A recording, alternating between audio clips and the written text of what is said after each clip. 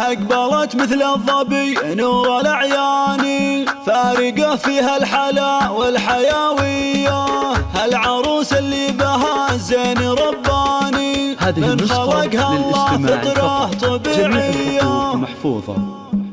أقدمي يا ريم كل المزايين، مرحبا بك يا هلا بالسنافية، طبي المدنية تاج الإحساني، يا العروس النادرة والمهاوية، بالمحاسن والوقار عالم ثاني، نورها مثل القمر يشرق بضية، سارها الكاملة دون نقصاني، وفارقوا فيها المزايا خرافية، وفارقوا فيها المزايا خرافية، ساره ساره مثل حور الأعيان، بالحلا وزين خاص له راثية، بنت شيخ للمراجل عنواني، أبو نايف من رجال الحماوية، شيخ عز وجاه وأفعاله اسماني، يستحق المدح بعد بقوافية، يستحق المدح بعد بقوافية،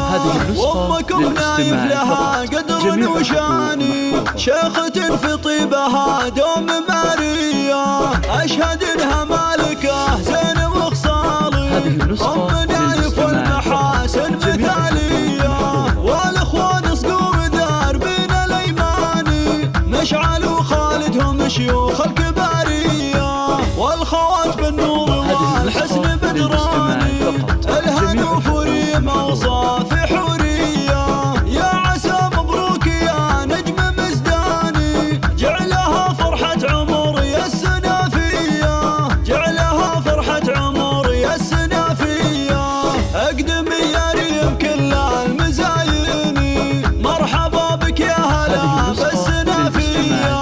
طبي المدنية تاج الإحساني، يا العروس النادرة والمهاوية، بالمحاسن والوقار عالم ثاني، نورها مثل القمر يشرق بضية، سارها الكاملة دون نقصاني، وفارقوا فيها المزايا خرافية، وفارقوا فيها المزايا خرافية،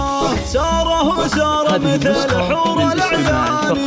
بالحلا وزين خاص له راثية، بنت شيخ للمراجل عنواني، أبو نايف من رجال الحماوية، شيخ عز وجاه وأفعاله اسماني، يستحق المدح بعد بقوافية، يستحق المدح بعد بقوافية،